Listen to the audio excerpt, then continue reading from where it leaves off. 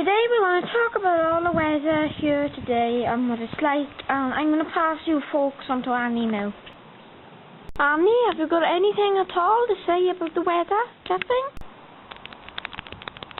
Well, I think it's quite cloudy rather. This tea is gorgeous.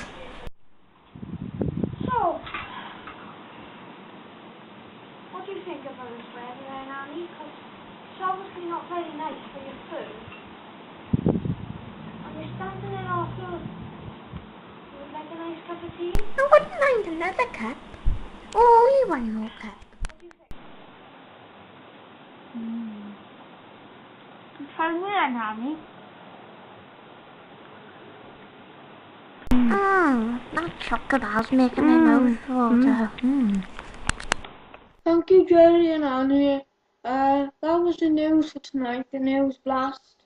For today, I should say. I'm hopeless with timing. Goodbye, and cha-cha for now. And that was the Metrodome Recovery News Blast. And thank you, Annie and Jerry, again. Good.